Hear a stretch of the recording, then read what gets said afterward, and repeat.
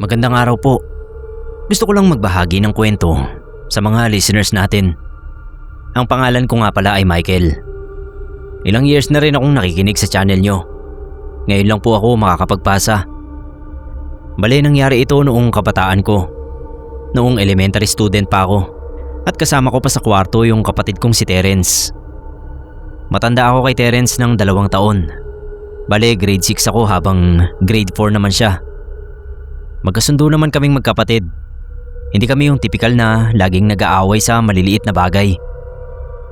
Maaga kasi naming natutunan yung magpaubaya. Madalas ako ang gumagawa nun kasi ako yung mas matanda. Kinakausap din ako minsan ni mama.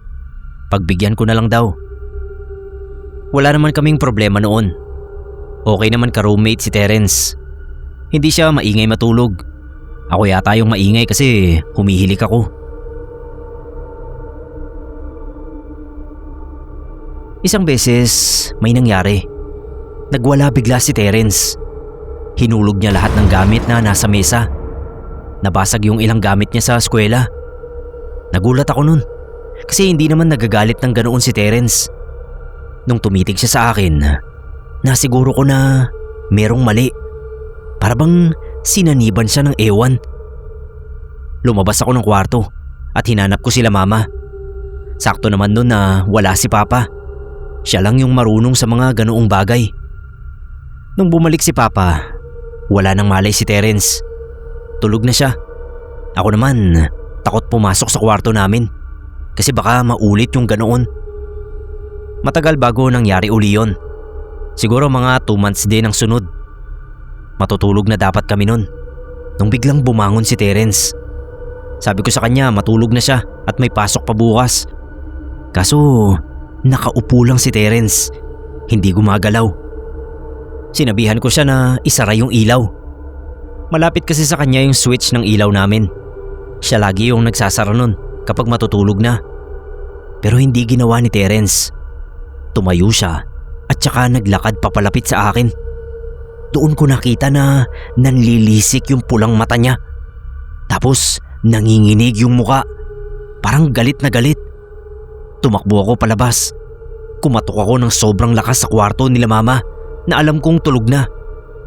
Pagbukas ng pinto, naalimpungatan pa si papa. Sinabi ko agad na nangyari uli yung kakaibang kinikilos ni Terence. Patakbong pumasok si papa sa kwarto namin. Gulong-gulo na yung buong kwarto.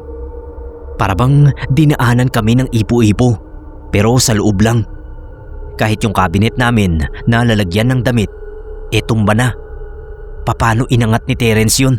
Kahit ako ay hindi ko kayang buhatin yung cabinet na yun. Sinigawan ako ni papa. Kumuha daw ako ng asin sa kusina. Ginawa ko naman. Tumakbo ako. At nung makabalik ako ay may isang dakot na ng asin sa kamay ko. Nagpambuno si papa at Terence sa sahig. Kahit halos triple ang laki ni papa kay Terence, ay magkasing lakas lang sila. Pilit binuka ni papa yung palad ni Terence. Tinulungan ko na siya kasi alam ko na agad kung anong gusto niyang gawin. Binuka namin yung palad niya at nilagyan yun ng asin. Nung una sumisigaw si Terence, pero kalaunan ay kumalma din hanggang sa nawalan nga siya ng malay. Pagkagising, sabi niya hindi niya raw maalala ang ginawa niya. Basta nangitim lang daw bigla yung buong paligid at ayun na. Kumonsulta si papa sa kaibigan niyang albularyo. Tinuruan niya kami na maglagay ng mga pasabit sa bintana at pinto ng bahay para raw walang makapasok na kahit na ano, kahit lamang lupa o engkanto. Effective naman yung pinagawa sa amin ng albularyo. Hindi na ulit nangyari yun. Tinuruan din kami ni mama na magdasal ng rosaryo bago matulog. Isang kaugalian na dala ko pa rin hanggang ngayon.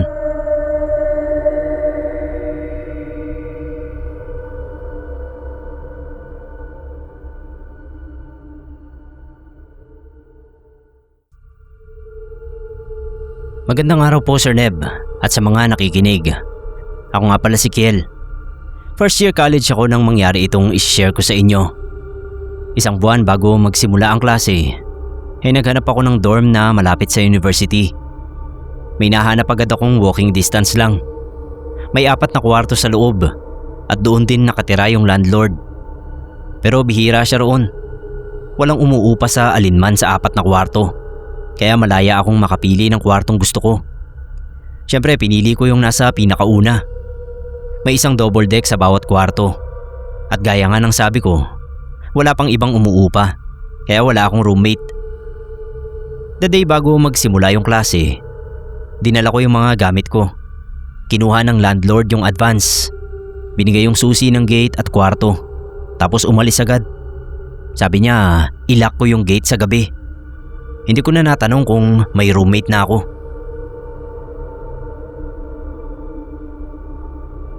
Pagpasok ko sa kwarto, wala akong nakitang ibang gamit. Bukod sa double deck na may blind curtain na. Wala akong roommate kasi wala akong nakitang ibang gamit. Hapon na nun at pagod ako sa biyahe galing probinsya. Kaya humiga agad ako sa ibabang kama. Hindi ko na malayang nakatulog ako. Nagising ako sa malakas na pagyanig ng kama sa itaas. Madilim yung kwarto. Muli ay umalog yung kama. Parang may nakahiga at pabaling-baling. Naisip ko na baka may roommate na ako. Kaya sinabihan ko na huwag siyang masyadong malikot. Pero wala akong nakuhang sagot. Maya-maya may narinig akong mahinang bulong. Mabagal sa una, tapos pabilis ng pabilis. Hindi ko maintindihan yung sinasabi. Hinanap ko yung cellphone ko, pero hindi ko agad makapas sa dilim. Napaisip na ako, baka binapangungot yung nasa taas. Kaya tinawag ko. Tinanong ko kung ayos lang ba siya doon. Tumigil yung bulong. Ilang segundo ang lumipas. Naramdaman kong may humawak sa bakal na sabitan ng kurtina ng kama ko. Napabangon ako. Pagkatapos, may narinig akong ungol na parang nagmumumog. Biglang may tumalon mula sa taas. Rinig ko yung malakas na pagbagsak sa sahig. Tapos tumahimik. Nakapa ko yung cellphone ko sa paanan ng kama. Tapos binuksan ko yung flashlight. Dahan-dahan kong hinawi yung kurtina. Wala akong nakita sa sahig. Lumabas ako sa higaan. Sa may bintana, may lalaking nakaupo. Nakaputing polo, nakatalikod at nakayuko. Tumikim ako. Ikaw ba yung roommate ko? Hindi nakakatuwa to ah. Sabi ko. Hindi siya sumagot. Umatras ako papunta sa pinto at sinubukang buksan yung ilaw. Ayaw gumana. Narinig ko yung mahinang tawa ng lalaki na dahan-dahan lumakas. Tapos bigla siyang humarap. Sobrang putla ng mukha niya. Yung mata ay halos lumawa at yung leeg ay mukhang bali at hindi kayang suportahan ng ulo na gumigewang-gewang. Napaatras ako at tumakbo palabas ng kwarto. Tinawag ko yung landlord ko pero walang sumasagot. Paglingon ko, nasa loob pa rin yung lalaki. Nakatayo at nakatingin sa akin. Tumakbo ako palabas ng gate at dumiretso sa pinakamalapit na convenience store. Doon ako nagpalipas ng gabi. Kinabukasan, bumalik ako ng dorm. Nandoon yung landlord. Kinuwento ko yung nangyari. Nakatingin lang siya sa akin at tinanong kung itutuloy ko pa ang renta. Umiling ako. Sabi ko, kukunin ko lang yung mga gamit ko tapos aalis na ako. Kung ano ang iniwan ko kagabi, ganoon pa rin ang kwarto. Wala yung lalaking nakita ko. Tinanong ko sa landlord kung nasaan ang roommate ko at kung anong nangyari doon. Hindi siya sumagot. Sabi lang niya na kunin ko na ang gamit ko tapos umalis na ako. Kumpleto niyang binigay yung advance at deposit na siya kong ginamit para tumuloy muna sa hotel sa araw na yon. Kahit kulang ang tulog ko, pumasok pa rin ako sa klase. Napansin yata ng seatmate ko na antok ako. Sinabi ko na nanibago lang ako sa dorm. Tinanong niya kung saan. Pagbanggit ko sa lugar, natawa siya. Siya pala dapat ang roommate ko. Pero umatras dahil sa mga kwento. Nagpakamatay daw yung anak ng landlord sa mismong kwartong tinigilan ko dahil sa pressure sa magulang. Natagpuan na lang na nakabigti. Simula noon, nagpaparamdam daw ito sa lahat ng tenant. kahit sa mga katabing kwarto. Kaya pala ang mura ng renta at kahit malapit sa pasukan ay wala pa ring umuupa sa mga dorm na yon. Minsan napadaan ako ulit doon. May nakapaskil sa labas na for sale. Hindi ako tumagal sa university dahil sa financial reasons. Kaya hindi ko na alam kung may nakabili na ba. Pero kung sakali man, sana ay pinabless na lang muna ng landlord para matahimik na rin yung kaluluwa ng anak niya.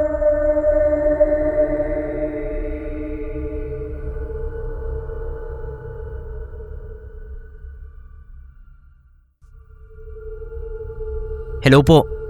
Gino po ang pangalan ko.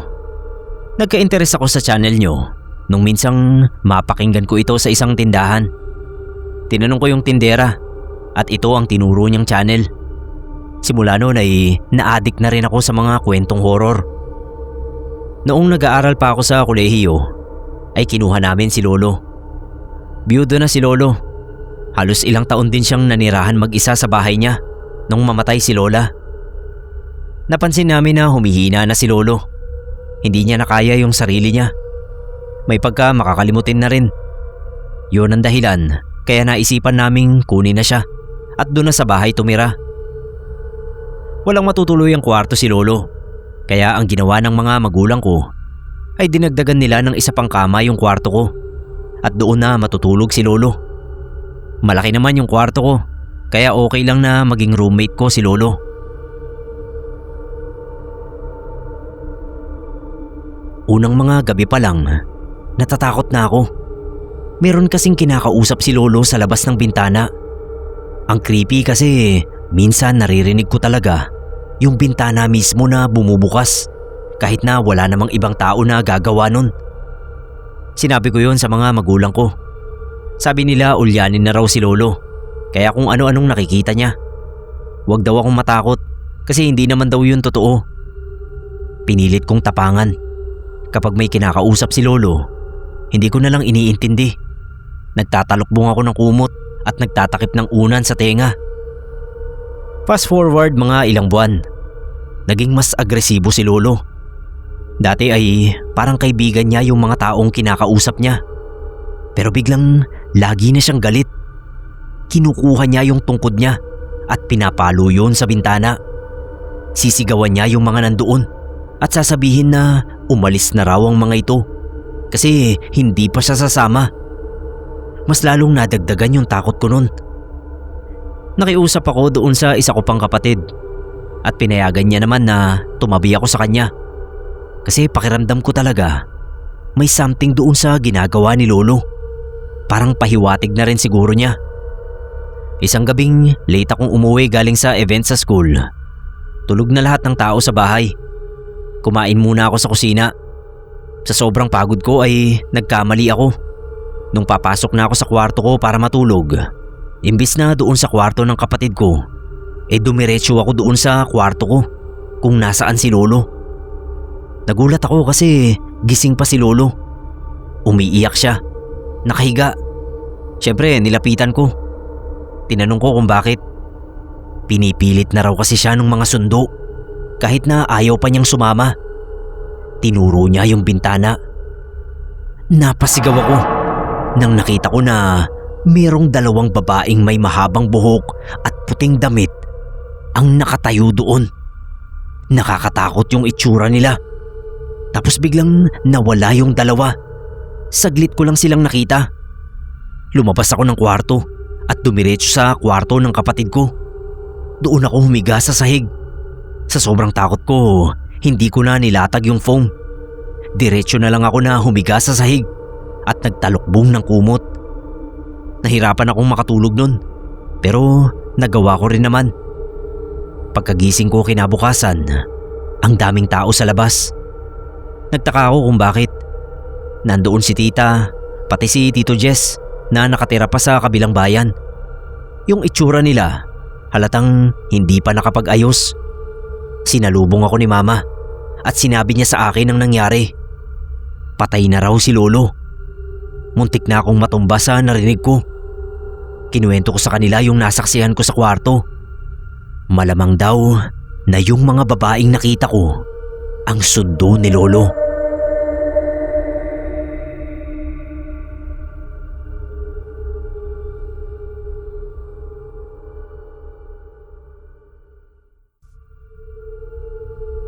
Share ko lang po itong kakaibang pangyayari na nasaksihan ko. Victor ang pangalan ko. 28 po ako ngayon. Single pa rin hanggang ngayon. 2016 nang mangyari itong kwento na ibabahagi ko sa inyo. Matagal na rin. Lahat ng bagay na nangyari before pandemic, feeling ko sobrang tagal na. Si Kuya Aaron nagtatrabaho siya sa Maynila noong panahon na yon. Bale, graduate siya ng HRM at konektado naman ang kurso niya sa nakuha niyang trabaho. Matagal siyang hindi nakauwi. Ilang Pasko rin namin siyang hindi nakasama sa bahay. Bawal daw kasing umabsent ng matagal. Mawawalan daw siya ng slot kung sakaling umabsent siya. Nung ma-promote siya, tsaka lang siya nagsabi sa amin na pwede na uli siyang umuwi kapag may okasyon sa bahay. Regular na siya sa wakas. Si Kuya Aaron ang nagpaaral sa akin noon. Inayos ko yung kwarto namin. Magkasama kasi kami dati sa kwarto. At alam ko kapag umuwi siya, ay doon pa rin siya matutulog. Nung makauwi si Kuya, tuwang-tuwa sila nanay. Pati rin ako syempre. May regalo siya sa akin na sapatos na pambasketball. Binibiro na namin si Kuya noon. Bakit wala siyang kasamang girlfriend? Ang susosyal daw ng mga babae sa lugar nila.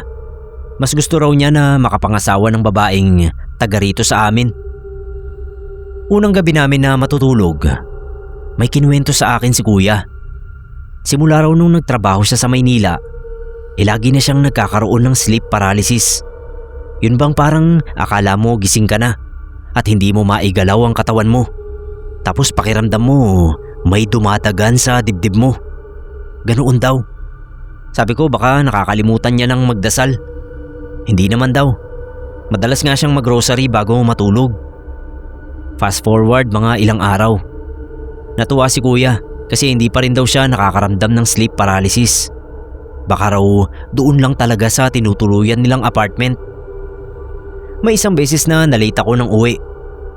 Tapos na yung Pasko nun at maghihintay na lang si Kuya ng bagong taon bago ulit bumalik sa trabaho niya. Pagpasok ko ng kwarto namin, sarado yung ilaw. Nahiga agad ako sa kama ko at naglaro sa cellphone. Ang weird kasi naririnig kong umuungol si Kuya. Naisip ko baka lasing na naman. Nag-inuman kasama yung mga kaibigan niya. Hindi pa rin tumitigil yung ungol niya. Mas lumalakas pa. Yun bang ungol na nahihirapang huminga? Tumayo ako at lumapit sa kama niya. Doon ko nakita na merong maliit na nilalang na nakadagan sa kanya. Kulay brown yung balat ng nilalang. Mahaba yung tenga. Tapos ang haba rin ng kuko. Lumingon yun sa akin. Ang laki ng mata niya. Hindi ko alam noon kung anong gagawin ko. Natakot din ako kasi baka tumalon yun at ako naman ang pagbalingan. Tumayo lang ako doon na parang statwa. Bigla na lang tumalon yung nilalang papunta sa bintana. Tsaka ako na binuksan yung ilaw at ginising si Kuya. Nagpasalamat siya sa akin kasi nagsisleep paralysis na naman daw siya. Kinuwento ko yung nakita ko. Kinabukasan, pumunta kami sa isang albularyo. Ang sabi niya, lamang lupa daw yun na malamang ay nadala pa ni Kuya galing sa Maynila pauwi sa bahay namin. Nasundan daw siya. May ginawang ritual yung albularyo. Dinasalan niya si Kuya at pagkatapos ng dasal ay may binigay din siyang anting-anting. Mahihirapan na raw yung lamang lupa na amuyin si Kuya. Sabi ni Kuya, gumana naman daw yung sinabi ng albularyo. Kahit nakabalik na siya doon sa apartment, ay hindi na uli siya nagkaroon ng sleep paralysis. Hanggang ngayon, ilang taon na ang lumipas, suot pa rin ni Kuya yung pangontra niya.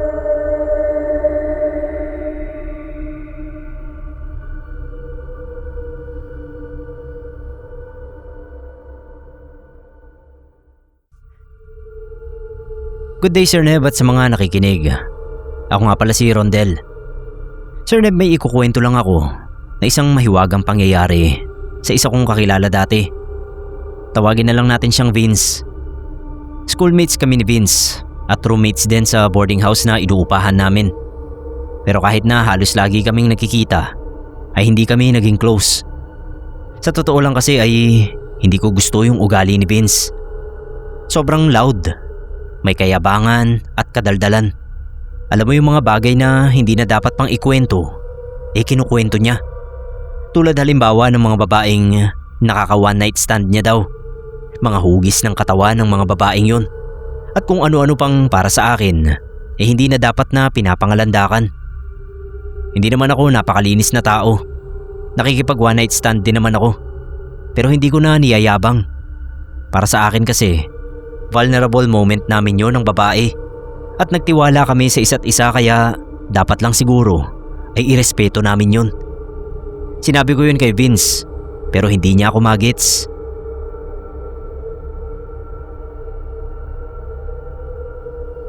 Anyway, hindi naman kami nag-away ni Vince.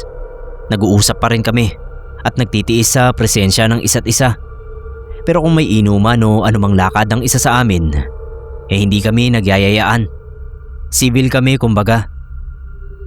Isang umaga na naghahanda ako para pumasok, napansin kong natutulog pa si Vince. Hindi ko alam ang schedule niya kasi wala nga kaming pakialaman. Kaya hinayaan ko na lang siyang matulog. Noong nagsusuot na ako ng sapatos, nagulat ako sa kanya dahil bigla siyang bumalikwas ng bangon. Napatingin ako sa kanya at nakita kong dilat na dilat ang mga mata niya. Tinignan niya yung mga braso niya, yung katawan niya, yung mga paa niya, tapos nagpalinga-linga sa kwarto. Tumingin sa akin kaya nag-iwas ako ng tingin. Nawirduhan ako sa ginawa niya pero hindi ko na lang pinansin. Maya-maya, bumagsak na uli siya sa kama nang nakapikit at nakanganga. Naghihilik pa. Hindi ko na lang siya pinansin dahil naisip kong baka nanaginip lang siya. Pumasok na ako sa university. 2 beses pang naulit ang pangyayaring yon. Yung bigla siyang nagigising na parang manghang-mangha sa katawan niya. Tapos bigla ulit babagsak at makakatulog. Sa totoo lang ay nag-alala ako sa kanya. Pero bago ko pa man sabihin na kakaiba na yung mga kinikilos niya, nauna nang magtanong sa akin si Vince. Pre, sabi niya kinahapunan pagkatapos ng 3 beses na nagising siya na parang timang. May napapansin ka ba sa akin bago ako magising? Yung time na yun, parang ibang Vince ang kausap ko. Walang ere ng yabang. Instead ay parang clueless siya. Sumagot ako pero tanong din. Kako, ano bang ibig niyang sabihin? At ang sabi niya, ilang araw na siyang nananaginip na nagiging ibang tao siya.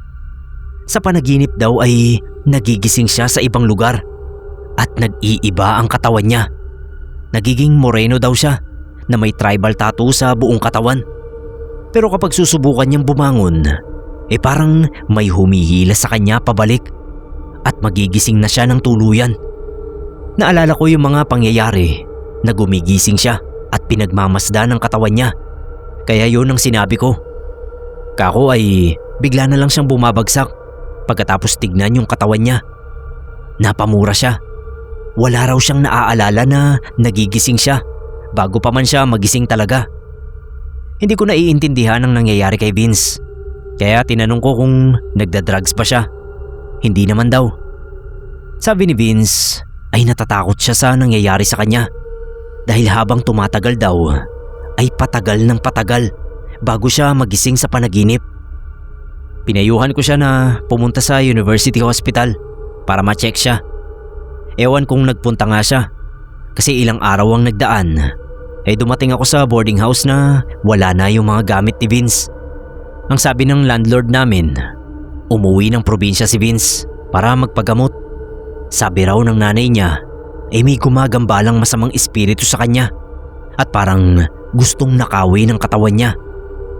Doon ako kinilabutan kasi nakita ko talaga kung paanong parang naging ibang tao si Vince kapag nagigising siya. Noong mga huling araw niya sa kwarto namin, napaisip na lang ako kung anong klaseng espiritu kaya ang gustong magnakaw sa katawan niya.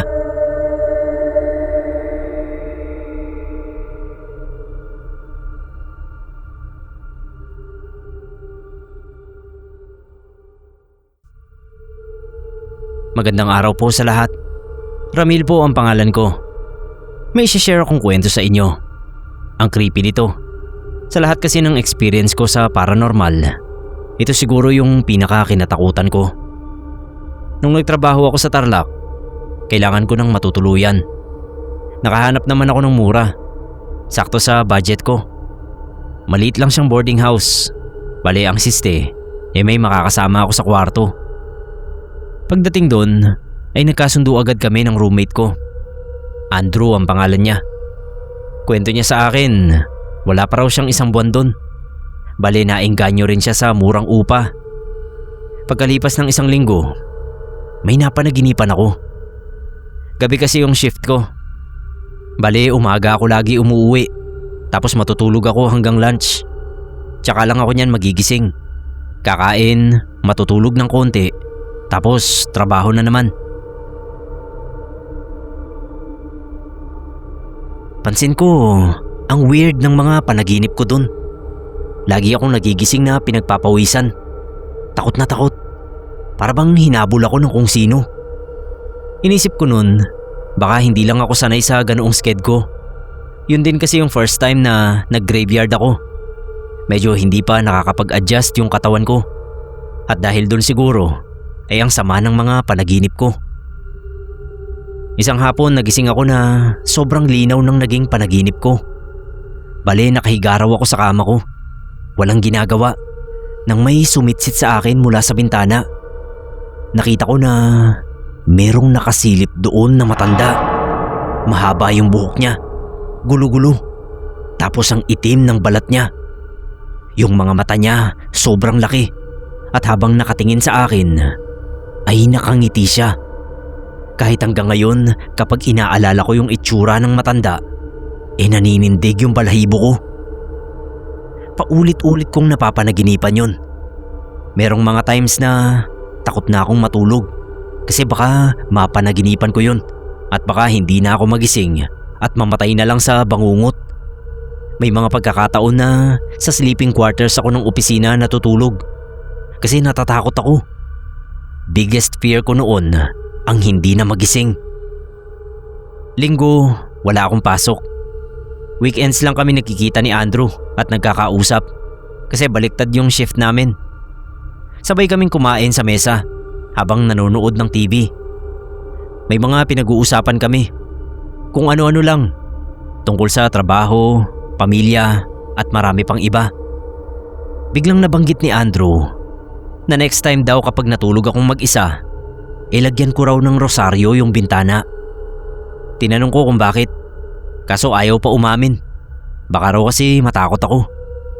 Napilit ko naman si Andrew. Nung nakaraang araw daw, umuwi siya galing trabaho kasi may naiwan siyang gamit. Lunch daw yun. Pagpasok niya sa kwarto, merong matandang babae na nakatayo doon sa labas ng bintana.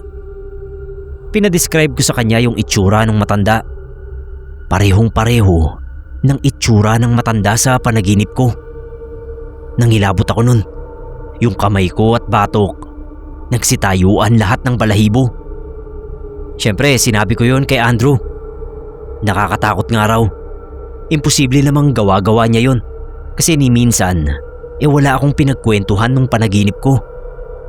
Tinanong namin doon sa may-ari kung alam ba niya kung sino yon. Hindi rin daw siya sigurado. Pero noong bago niya nabili yung lupa, merong malaking puno sa gitna nito. Sobrang tanda na raw ng punong yon.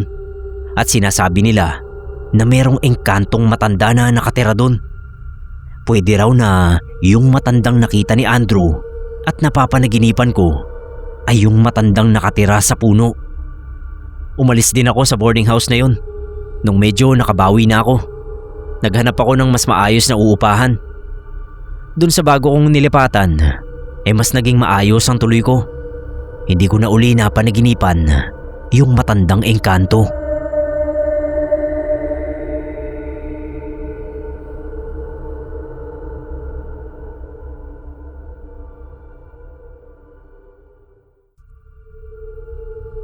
Hello po sa lahat ng nakikinig sa Pinoy Creepypasta. Kaarawan ko po ngayon habang sinusulat ko ito. Pero baka oras na mabasa nyo ito at mai-upload na, nakalipas na yung birthday ko. Bilang celebration na rin, kasi natatandaan ko, una ko kayong nadiskubre ay noong birthday ko rin, taong 2022. Ibabahagi ko itong nangyari sa amin ng kaklase kong si Jovi. Magkaklase kami ni Jovi nung high school. Magaling kami sa klase. Specifically, magaling kami sa math. Sa ibang subject ay okay lang naman ang grades ko. Pero lagi akong bumabawi pagdating sa math. Naman ako ata sa daddy ko. Teacher kasi yun. Dahil magaling kami sa mga numero, kami lagi yung binibida kapag merong contest.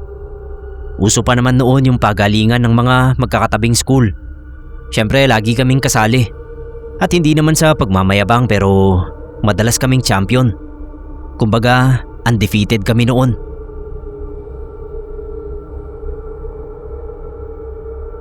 Dahil madalas kaming dumadayo sa iba-ibang lugar, lagi rin kaming roommate ni Jovi sa mga tinutuluyan naming hotel.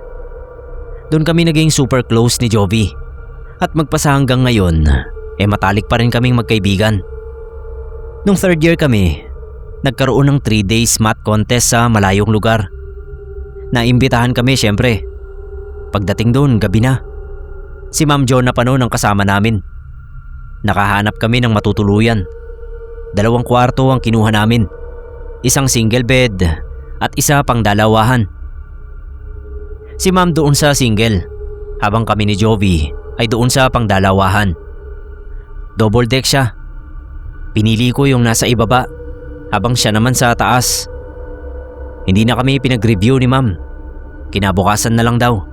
Bali, magpahinga na lang kami para marami kaming energy sa oras ng contest. Nauna na akong matulog. Si Jovi naman, alam ko binubuo niya pa yung Rubik's Cube na regalo sa kanya nung kapatid niya. Tinuturuan siya ni Ma'am Jonah kung paano buuin yun. Kaso hindi raw niya matandaan yung pattern. Eto na nga. Nagising ako ng bandang 11 PM. Madilim yung kwarto. Sarado na yung ilaw. Narinig ko na gumagalaw pa rin si Jovi sa itaas. Gising pa rin. Nagsalita ako. Sabi ko matulog na siya. Baka bukas pa siya antukin. Tapos yun pa yung maging dahilan ng pagkatalo namin. Ang inaasahan ko, sasagot si Jovi ng oo. Tapos matutulog na. Pero hindi. Tumawa siya ng sobrang lakas. Tawa siya ng tawa. Yun bang nakakainsultong tawa? Nagalit na ako nun. Gusto ko nang matulog. At saka sinabi ko lang naman ang concern ko. Tapos tatawanan pa ako. Sinipa ko yung kama niya. Hindi pa rin tumitigil. Kaya inulit ko. Mas nilakasan ko pa. Tumatawa pa rin. Sa puntong yun na-realize ko, hindi yun boses ni Jovi. Tumayo ako at dahan-dahang sumilip. Tumambad sa akin ang isang pandak na lalaki. May matalas na ilong, kalbo at walang suot na damit. Sumigaw ako. Tumakbo palabas at hinanap ko yung room ni Ma'am Jonah. Nilakasan ko yung katok ko at paulit-ulit kong tinawag si Ma'am. Pagpasok ko, nandoon si Jovi kasama ni Ma'am. Hindi pa rin pala siya tapos magpaturo kung paano bumuo ng Rubik's Cube. Kinuwento ko sa kanila yung nangyari. Kahit si Jovi ay natakot na ring bumalik pa doon sa mismong kwarto. Nag-request si Ma'am Jonah ng panibagong kwarto. Hindi ko alam kung anong dinahilan niya, pero pinayagan naman kami na lumipat. Bago kami natulog, tinulungan kami ni Ma'am na magdasal. Kinabukasan, nanalo kami sa contest. First place kami. Hanggang ngayon iniisip ko pa rin kung ano bang klaseng nilalang yung nakita ko. Well, marami talagang bagay ang hindi pa natin naiintindihan sa mundong ito.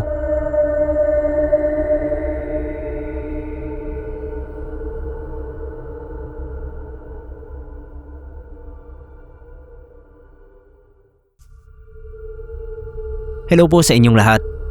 Excited akong magbahagi ng kwento sa inyo kasi fan talaga ako ng channel na to. Farah po ang pangalan ko. Bale, karanasan naming dalawa ni Rachel ang maririnig nyo ngayong umaga. Roommate ko si Rachel sa boarding house ng university kung saan kami nag-aaral. Pareho kaming first year nun. Medyo malayo yung bahay namin sa school kaya kailangan kumuha ng boarding house. Magastos ang pamasahe kung sakaling gustuhin kong mag-commute araw-araw. Nakakapagod din yung mismong commute. Gigising ka ng alas 3 ng umaga tapos may tsansa pa na malate ka sa klase. Ganon din ang sitwasyon ni Rachel. Okay naman kami nung unang linggo. Pero habang tumatagal, naririnig namin yung usap-usapan na haunted daw yung boarding house namin. Natakot kami syempre. Lalo na ako. Hindi pa ako nakakakita ng multo nun. Sabi ni Rachel, kaya raw pala madalas siyang makaramdam ng panlalamig kapag mag-isa sa kwarto. Minsan naman, ramdam niya rin na may nagmamasid sa kanya kahit wala naman. Nung una akala ko tinatakot lang ako ni Rachel. Pero seryosong seryoso siya habang sinasabi yun. Kaya imposibleng nananakot lang siya. Pero may isang beses na nakita talaga namin yung sinasabi nilang nagpaparamdam sa boarding house. Sabay kaming umuwi nito ni Rachel. Merong event sa school at saktong nagkita kami habang palabas ng pavilion. Naisipan namin noon na kumain na lang sa karinderya tapos sabay nang umuwi. Pagpasok namin sa kwarto, sabi ni Rachel may naaamoy daw siyang nasusunog. Sarado pa noon yung ilaw. Yung kwarto namin may maliit na kitchen. May harang yung kitchen na yon kaya kapag nasa kama ka, hindi mo kita kung anong meron doon sa kitchen. I-check daw ni Rachel yung mga switch. Ako na raw ang tumingin doon sa kitchen namin. Pagpunta doon, merong dalawang batang nakatayo. Yung muka at katawan nila ay sunog. Nakatitig lang sila sa akin. Yung itsura nila, parang sunog na karne. Yun ang unang beses na nakakita ako ng multo sa buong buhay ko. Tinawag ko si Rachel. Sinigaw ko yung pangalan niya. Nung nakita niya yung nakita ko, ay natulala din siya. Sabay sigaw ng sobrang lakas. Hinatak ko siya palabas ng hallway. Narinig pala kami ng ibang tenant doon sa boarding house na yon. Akala nila may ninakawan. Nung napapalibutan na kami ng mga tao, tsaka kami nagkwento. Totoo raw na meron talagang nagpapakitang multo na sunog ang muka doon sa kwarto namin. Kwento nung isa, alam niya raw ang history ng boarding house namin. Hindi raw pala ito pagmamay-ari ng university. Bali, pribadong lupa siya. May malaking bahay daw dati sa pwesto kung saan nakalagay yung boarding house na yon. Kaso, sinunog daw yung bahay. Sinadyang sunugin sa di malamang dahilan. Marami raw ang namatay. Kabilang na yung mga anak ng may-ari. Tuwing anniversary ng pagkasunog ng bahay, nagpapakita daw yung dalawang batang yon. Nabili ng school yung lupa. Akala nila matatanggal yung mga multo kapag tinayuan nila ng boarding house at pinabless yung mga kwarto. Pero hindi. Patuloy pa rin na nagpaparamdam yung mga bata. Malamang ay hinahanap pa rin daw nila yung may gawa ng sunog sa bahay nila. Lumipat kami ni Rachel ng ibang kwarto matapos yun. Buti at may nahanap pa kaming bakante.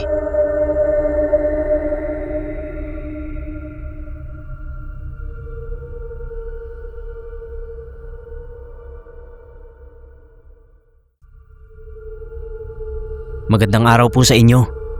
Lagi akong nakikinig sa mga uploads nyo. Nakaabang ako lagi. Nalulungkot ako kapag ilang araw kayong walang upload. Parang pinanghihinaan ako. Minsan inuulit ko na lang yung mga videos na nagustuhan ko. Sana po lagi kayong nasa maayos na kalusugan para madalas din kayong makapag-upload. Andrea ang pangalan ko. Kwento ko lang po itong nangyari sa akin nung minsang magkaroon ako ng bagong roommate sa trabaho. Bali, empleyado kasi ako ng isang printing company. Kinuha nila ako galing sa probinsya. Stay in kami. Libre ang kwarto namin. Ang sa amin lang ay yung bayad sa tubig, kuryente at pagkain. Good deal na rin yon kaya pinatos ko na. Halos 1.5 taon na akong nagtatrabaho nang magkaroon ako ng panibagong roommate sa kwarto. Yun dati kasi umuwi sa kanila. Nagsawa ata sa ginagawa namin. Erika ang pangalan ng babaeng dumating. Ang bata pa niya. 19 pa lang daw siya. Pero yung itsura niya parang 14 pa lang. Ang dami niyang gamit. May mga box siyang dala tapos ilang eco bag na naglalaman ng kung ano-anong damit. Kumpara sa dala ko noon, isang bag lang ang bitbit ko. Nagkausap kami. Mabait na bata. Kaya raw siya nagtatrabaho. Dahil nagkaproblema sila sa kanila. Hindi rin siya nakapagtapos ng pag-aaral. Kaya mas pinili niya na lang na makipagsapalaran sa ibang lugar. Masipag na bata si Erika. Ginagawa niya lahat ng inuutos ng boss namin. Minsan napapansin ko pinagtitripan na siya. Kaya umaawat na ako para tulungan siyang huwag maabuso. Kawawa naman yung bata. Simula nung naging roommate ko si Erika, may napansin akong kakaiba. Kapag gabing-gabi na, meron akong naririnig na iyak. Yun bang iyak ng sanggol? Hindi ko na lang pinapansin nung una. Pwede kasing gawa yun ng pusa sa labas. O pwede ring anak ng kapitbahay namin. Yung mga bahay pa naman sa lugar namin ay dikit-dikit talaga. Kalaunan, na-curious din ako. Bumaba ako ng kama at hinanap kung saan galing yung iyak. Sa likod ng mga box na dala ni Erika, may gumagapang na batang sanggol. Nung makita ko yun, para akong mahihimatay sa takot. Umatras ako, tapos binuksan ko yung ilaw. Wala na yung baby. Nagising si Erika at tinanong niya kung bakit daw ba binuksan ko yung ilaw. Sabi ko may hinahanap lang ako. Baka isipin ni Erika baliw na ako kapag sinabi kong merong sanggol na bata doon sa sahig na nawala nang buksan ko yung ilaw. Mga 1 linggo ang lumipas. Akala ko hindi na uli yun magpapakita. Nagising ako nang maramdaman kong may dumadagan sa tiyan ko. Dumilat ako. Yung sanggol na nakita ko noon ay nasa tiyan ko. Nakatingin siya sa akin. Ang weird kasi hindi nakakatakot yung itsura ng sanggol. Ang payapa ng ekspresyon niya. Hinayaan ko na lang. Hindi na ako natakot. Bumaba naman yun sa tiyan ko at naglakad sa ilalim ng kama ni Erika. Medyo nagtaka na ako nun. Nung una ay doon ko rin nakita sa ilalim ng kama niya yung sanggol na yon. Kinabukasan, tinanong ko siya kung meron ba siyang tinatago sa akin. Ayaw pa umamin. Pero nung sabihin ko na may nakita akong multo ng sanggol sa ilalim ng kama niya, biglang umiyak. Namatayan daw pala siya ng baby. Tumagal lang ng 1 linggo yung anak niya. Pagkatapos noon ay namatay din. Yung pusod daw ng baby niya ay tinago niya sa isang maliit na box kasama nung iba niyang gamit. Nakabalot naman daw yon ng maayos, kaya siguradong hindi mangangamoy. Lagi niya raw yun dala kahit saan. Sigurado raw na yung baby na nakita ko sa kwarto yung anak niyang na maalam. Naiyak naman ako nung sabihin niya yon. Hindi na rin ako natakot doon sa baby. Dumalang din yung pagpapakita nun sa akin.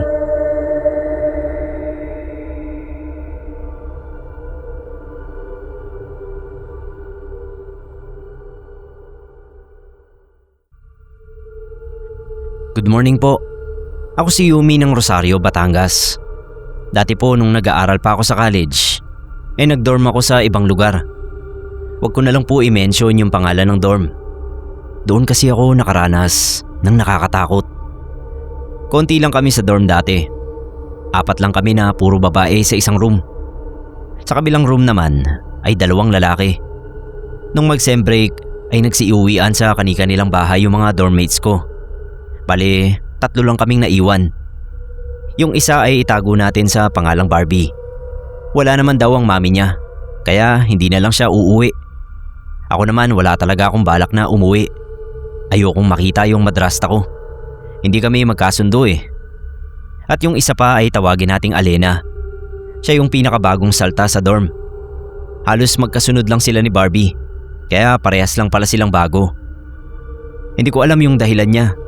Hindi niya sinabi sa amin kung bakit siya nagdo-dorm. Sa kanilang dalawa, mas naging malapit ako kay Barbie. Kasi si Alena may attitude ng pagiging introvert. Yung tipong mas madalas na gusto niyang nakahiwalay sa amin at mag-isa lang siya sa kwarto. Hindi naman pwede kasi 4 kami sa room na magkakasama. Yung isa ay umuwi sa kanila. Pero may mga pagkakataon din naman na sumasama rin siya sa amin sa pamimili o kaya nakikijoin sa panonood ng mga horror movies. Ang uso pa noon ay VCD. Yun pa yung pinapanooran namin. Doon kami talaga nagkakasundo kasi pare-pareho kaming mahilig sa horror. Ang napansin ko lang kay Barbie ay bet na bet niya yung mga aswang. Sabi pa niya, totoo raw ang mga aswang. Meron noon sa kanila. Hindi lang isa, kundi isang komunidad ng mga aswang. Dahil mahilig nga rin ako sa horror, kaya naniniwala ako kay Barbie. Si Alena naman, sabi niya naniniwala rin siya. Pero hindi masyadong nakikisabat sa usapan. Oo lang siya ng oo sa mga sinasabi ni Barbie tungkol sa mga aswang. Isang gabi habang nanonood kami, ay naboard si Barbie. Nagpaalam siya na bibili lang muna ng makukutkot. Kasi tinatamaan daw siya ng antok. Hindi kasi maganda yung naisalang naming horror. Kaya siguro inantok siya. Sabi ko sasamahan ko. Wag na lang daw. Sandali lang naman daw siya. Kaya hindi ko na pinilit. Pinost ko muna yung pinapanood namin. Kahit hindi kagandahan, gusto ko pa rin matapos. Ganun ako Kapag naumpisahan ko na, kailangan tapusin ko.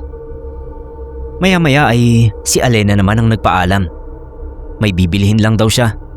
Tapos tinanong niya ako kung may gusto akong ipabili. Sabi ko wala. Medyo masakit kasi yung tiyan ko, kaya ayoko munang kumain ng kahit ano. Tinanong ko rin siya kung gusto niyang samahan ko siya. Sabi niya wag na raw. Napabuntong hininga na lang ako kasi pareho silang ayaw magpasama. Pagbalik ni Barbie, napansin kong parang hinihingal siya. Kaya inusisa ako kung anong nangyari. Sabi niya wala naman. Tumakbo lang daw siya. Sabi ko bakit naman? Ba't kailangan niyang tumakbo? Baka raw kasi nainip na kami sa kakahintay sa kanya. At saka natakot siya sa madilim na daan. Ayan ka ako. Sabi ko na sasamahan ko na lang siya. Ayaw pa niya. Tapos ngayon matatakot siya. Malamang si Alena hinihingal din pagbalik kasi ayaw din magpasama. Mga tapang-tapangan. Pero taliwas sa sinabi ko, maya-maya lang ay dumating na rin si Alena na sobrang kalmado. Nagtaka pa siya kung bakit namin siya tinitignan ni Barbie. Sabi ko wala. Akala ko lang matatakot din siya sa dilim tulad ni Barbie. Sabi niya hindi raw siya duwag. Tinuloy na namin yung pinanonood namin. Yung mata ko lihim na sumusulyap kay Barbie. Kasi napansin ko na parang balisa siya. Hindi ako nakatiis. Tinanong ko siya kung may problema ba. Sabi niya wala naman. Bakit ko raw naitanong? Sinabi ko na yung totoo. Na para kasing hindi siya mapalagay. Hindi na niya ako sinagot at nagpaalam sa amin na matutulog na. Sumama lang daw yung pakiramdam niya. Sinundan ko pa siya ng tingin habang papasok sa kwarto namin. Nahuli ko si Alena na sa akin naman nakatingin. Pero hindi ko na lang pinansin. Sa kalagitnaan ng pagtulog ko, naalimpungatan ako dahil sa lagabog na narinig ko. Bumangon ako. Pagbangon ko ay chinek ko muna yung mga kasama ko sa kwarto. Okay naman sila. Mga tulog na rin at mukhang mga nahihimbing pa nga. Ako lang yata yung nagising sa lagabog. Dahan-dahan kong binuksan yung pinto ng kwarto at sumilip para tignan kung ano kaya yung nalaglag sa sala na posibleng dahilan ng lagabog. Wala naman ako nakita. Kung sa kusina naman, hindi ko dapat maririnig. Kasi medyo malayo yung distansya ng kusina ng dorm sa sala na malapit sa kwarto namin. Dahil wala naman akong nakita, kaya hindi na sana ako lalabas ng kwarto. Nang sa huling sipat ko, mahagip ng mata ko yung basag na flower vase sa sahig Napakamot ako ng ulo. Kasi sigurado ipapabayad sa amin yung presyo ng nabasag na vase. Mukhang mamahalin pa naman. Napaisip tuloy ako kung paano o sino yung nakabasag. Kami lang naman 3 ang nandoon. Tapos yung 2 mukhang kanina pa natutulog. Ang ginawa ko, kumuha ako ng walis. Tapos nilinis ko na muna. Bukas ko na lang sila tatanungin tungkol doon. Alangan namang gisingin ko pa. Pagkatapos kong linisin yung basag na florera, bumalik na ako sa silid namin.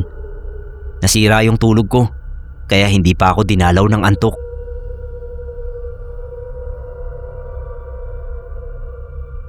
Kinabukasan, nauna kaming magising ni Barbie kay Alena. Kaya siya yung una kong natanong tungkol sa nabasag na florera. Hindi raw niya alam. Baka raw pusa. Minsan kasi may nakakapasok na pusa sa loob ng dorm. Valid naman yun. Baka nga ligaw na pusa yung may gawa. Hindi pa kami natapos kumain ng agahan ay nagising na rin si Alena.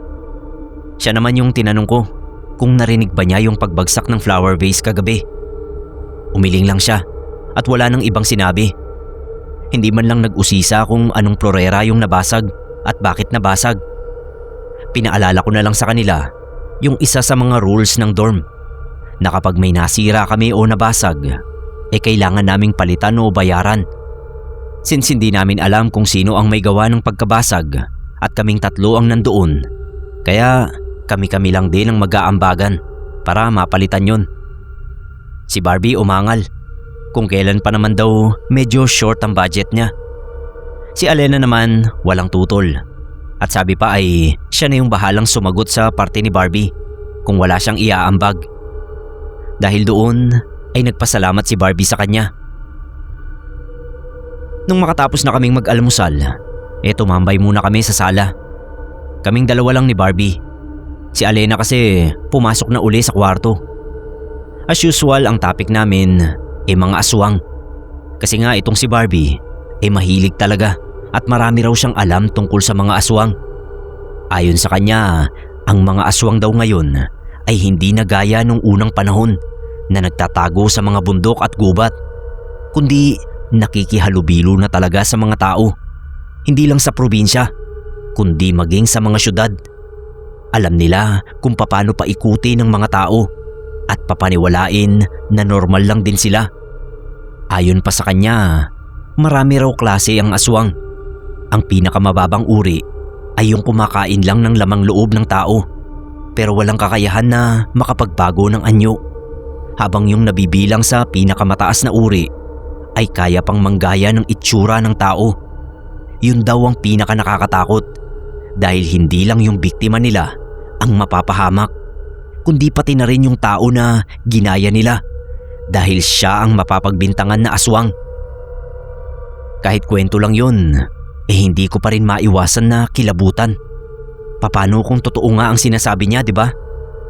Basta ang dami-dami pa niyang kwento. Parang gusto ko nang isipin na aswang din siya. Si Alena naman, tahimik lang kapag ganoon na maraming sinasabi si Barbie tungkol sa mga aswang. Nakikinig lang siya.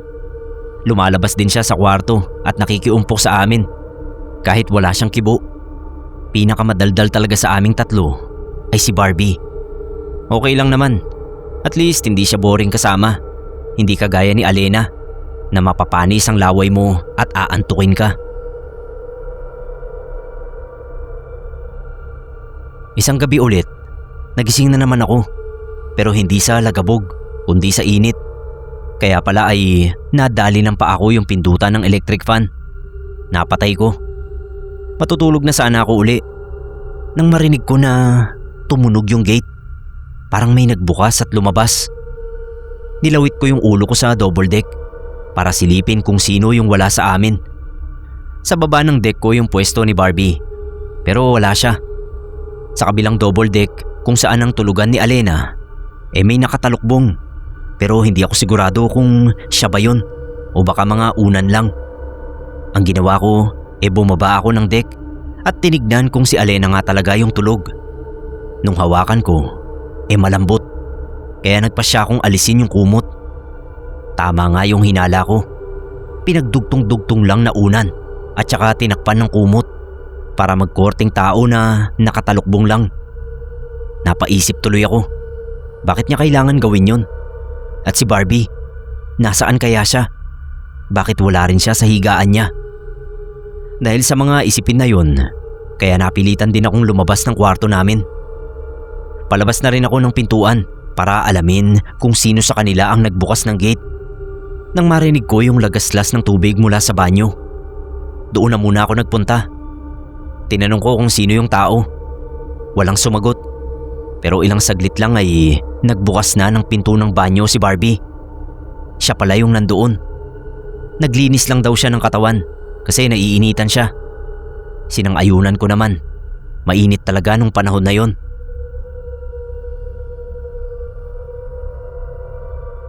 Kung si Barbie pala ang nasa loob ng banyo, ibig sabihin ay si Alena ang lumabas.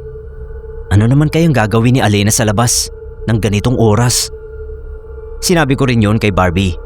Pati yung paglalagay ni Alena ng kumot sa mga unan para siguro hindi namin malaman na bumangon siya. Pero bakit naman kaya? Anong dahilan ng paglabas niya? Nagtatanungan kami ni Barbie. Pero syempre hindi namin alam ang sagot. Sabi ni Barbie, matulog na lang daw kami. Pero kinontra ko siya.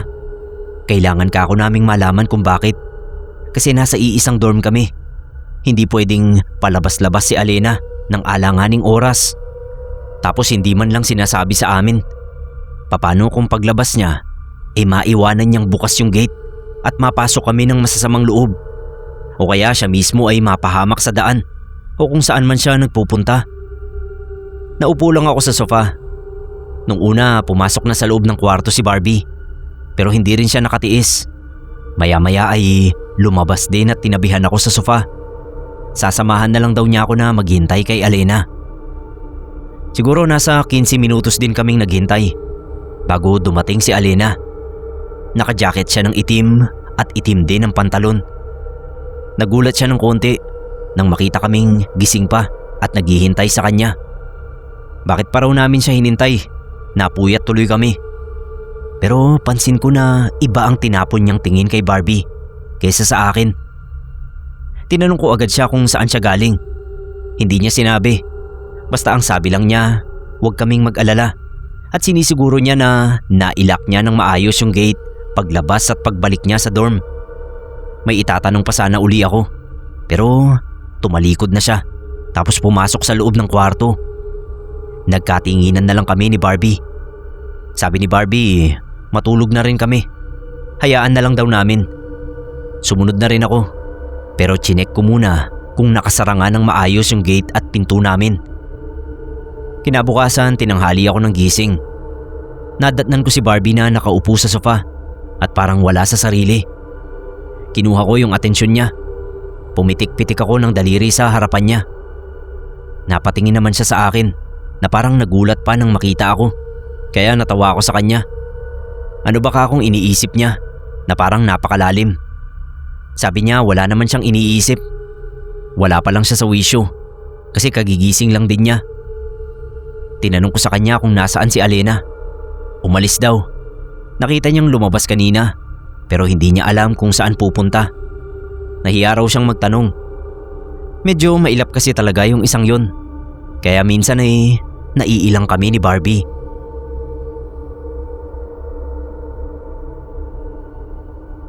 Lumabas muna ako para bumili ng noodles sa tindahan. Paglabas ko ay may narinig akong pinag-uusapan ng tindera at isa pang bumibili. Ayon sa tindera, totoo raw na may nakitang aswang sa isang kalye doon. Kamag-anak niya yung nakakita. Akala nga raw ay babae lang na nagsusuka. Pero nung lapitan daw ng tiyuhin niya para tanungin kung anong nangyari at para matulungan na rin, bigla na lang napakaripas ng takbo yung tiyuhin niya dahil sa nakakatakot na mukha noong babae. Bata pa raw, parang nasa 20s lang. Nanlilisik daw yung mga mata, pulang-pula, tapos mabalahibo yung muka. Kaya sigurado daw siya na aswang yung nakita niya. Sagot naman ng kausap ng tindera, dapat daw magsagawa ng pagroronda, lalo na at maraming buntis ngayon sa lugar na yon. Sinang-ayunan naman yun ng tindera. Ang alam daw niya ay nakikipagpulong na yung kinaaanibang samahan ng tiyuhin niya sa barangay. Pero hindi lang niya alam kung anong naging tugon ng kapitan. Sa narinig ko ay hindi ko maiwasang makaramdam ng takot. Sino ba naman ang hindi matatakot sa aswang, di ba? Pagbalik ko sa dorm ay binalita ko agad kay Barbie yung nalaman ko. Nagulat din siya at natakot, kaya wala na raw dapat lumabas sa amin ng gabi. Sakto namang dating ni Alena. Sabay kaming napatingin sa kanya pagbungad niya sa pintuan. Ngumiti naman siya sa amin, tapos ay dumiretso na uli sa silid. Bulong sa akin ni Barbie, nagdududa na siya kay Alena. Mukha raw may tinatago sa amin. Parehas lang kami ng hinala ni Barbie. Mukhang may lihim nga ang roommate namin. Dahil doon ay binantayan ko na yung mga kilos ni Alena. Hindi naman ako ganoon katapang, pero sapat yung lakas ng loob ko para sa nabuo kong plano. Susundan ko siya sa susunod na lumabas siya ng gabi.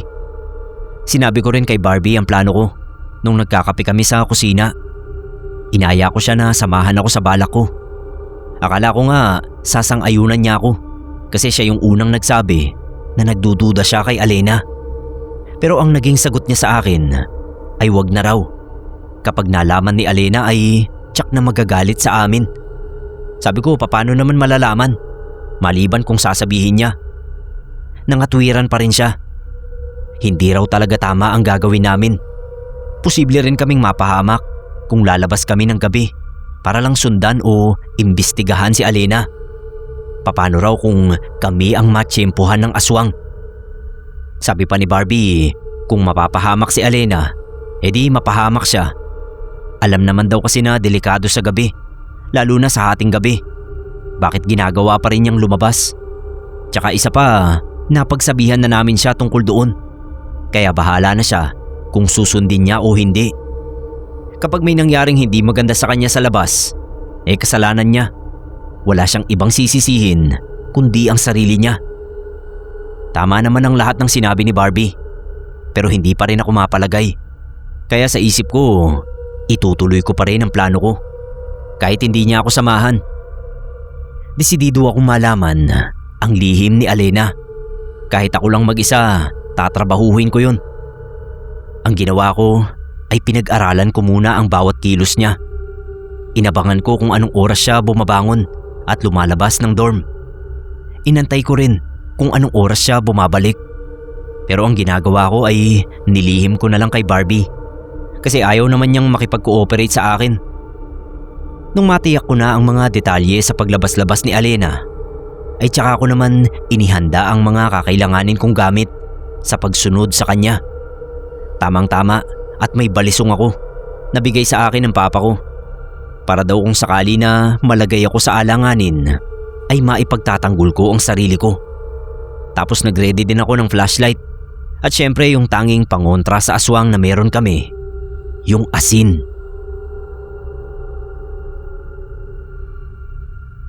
Bandang 11:00 ng gabi nang marinig ko nang bumangon si Alena.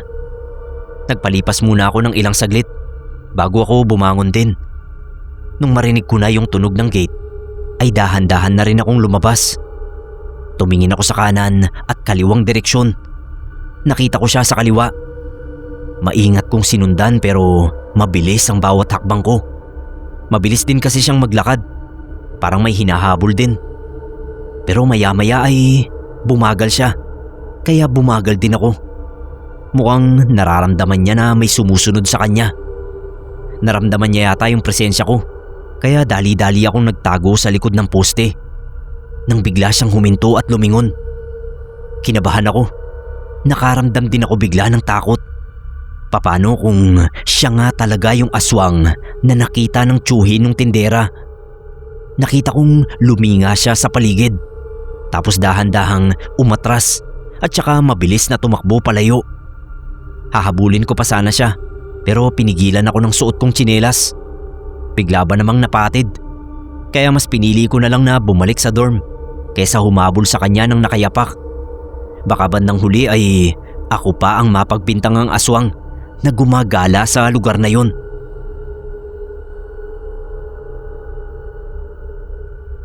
Pag-uwi ko ay naabutan ko si Barbie na papasok ng gate. Nagtaka ako kung saan siya galing. Tinawag ko siya. Nilingon naman niya ako pero mukhang nagulat. Tinanong ko kung bakit siya nasa labas. Formal lang yung mukha niya. Sabi niya sinundan daw niya ako pero nawala ako sa paningin niya. Sabi ko bakit pa niya ako susundan? Akala ko ba ayaw niya sa plano ko? Katwiran niya, ayaw lang niya na mapahamak ako. Kaming dalawa ni Alena. Tapos noon pumasok na siya sa loob ng bahay. Nahirapan na akong makabalik sa tulog. Kakaisip sa mga nangyayari. Nagsimula na ring maging palaisipan sa akin yung pagkatao ni Barbie. Nakita ko kasi kanina nung papasok na siya ng pintuan, may dugo sa kamay niya. Gusto kong itanong yun pero parang natakot ako na hindi ko maintindihan. Lalo at mukhang seryoso siya nung mga panahon na yun. Si Alena naman umaga na umuwi. Diretso na sa higaan. Ni hindi kami tinapunan ng tingin. Siguro umiwas sa amin dahil baka usisain na naman namin siya kung bakit ngayon lang siya at saan siya galing. Hindi na nga ako nagtanong. Lumabas na lang ako ng kwarto para maghanda ng makakain. Magsasangag sana ako ng kanin pero wala palang mantika. Kaya lumabas na muna ako para bumili. Habang naglalakad ako papunta sa tindahan, may nakasalubong akong mag-asawa. Nag-uusap. Ang sabi ng ali, may nabiktima raw yung aswang sa kabilang kanto, doon sa may kakahuyan. Ang sabi naman ng lalaki, baka tao rin ang may gawa nun. Baka raw kaaway ng biktima at hindi aswang. May mga pagtatalo pa sila na hindi ko na masyadong maunawaan. Basta ang pumasok lang sa isip ko nun ay may nabiktima na naman yung aswang kagabi. Kung kailan nasa labas pareho sina Alena at Barbie. Ayoko sana silang pag-isipan ng masama pero kinukutuban talaga ako ng hindi maganda. Sa kanilang dalawa, mas lamang ang hinala ko kay Alena. Masyado siyang mailap at kapag aswang na ang topic ay parang iniiwasan niya. Hindi kagaya ni Barbie na laging aktibo, madaldal at hindi mo kakikitaan na parang may tinatago siya. Kumbaga open lang siya sa amin kahit medyo ilang siya kay Alena. Inamin naman niya sa akin, maski naman ako ilang din sa kanya. Inaya ko silang dalawa na mag-almusal. Tapos habang kumakain kami ay kinuwento ko yung narinig ko kanina sa daan. Tulad ng ine-expect ko, nagulat si Barbie at ang daming kwento. Kesyo nakakatakot daw talaga. Kailangan daw naming mag-ingat at kung ano-ano pa. Habang si Alena ay diretso lang sa pagsubo ng pagkain na parang walang naririnig, walang pakialam. Kaya kinuha ko talaga yung atensyon niya. Tinanong ko siya kung anong masasabi niya tungkol sa gumagalang aswang daw sa lugar namin. Tinignan lang niya ako tapos biglang nagpasalamat na lang sa almusal at iniwan kami sa mesa. Lalo tuloy lumakas ang kutob ko na siya nga yung aswang. Hindi pa kami tapos kumain ni Barbie. Pareho kaming nawalan ng kibo dahil sa pag-walkout ni Alena. Nilalaro-laro ko pa yung tinidor sa pinggan ko. Maya-maya ay tumayo na rin si Barbie at pumasok sa kwarto. Ako naman, sinimulan ko ng linisin yung pinagkainan namin. May toka-toka kami ng gawain at ako yung nakatoka na maghugas ng pinggan nung araw na yon. Habang naguhugas ako, napatingin ako sa garapon ng asin. Biglang may naglaro sa isip ko. Kung gagawin ko yon, siguradong magagalit si Alena. Hihingi na lang ako agad ng sorry. Gusto ko na kasing matapos yung mga iniisip ko. Kinuha ko yung garapon ng asin. Tapos dumampot ako ng suha sa mesa. Pareho kong dinala sa kwarto. Pagbungad ko sa pintuan ng silid, nakita ko si Alena na may binabasang libro habang nakahiga sa deck niya. At si Barbie naman ay nakaupo sa deck niya. May inaayos na gamit. Magkukunwari ako na natisod at nawalan ng panimbang para maibuhos ko ang asin kay Alena. Props ko lang yung suha para may reason ako kung bakit may dala kong asin.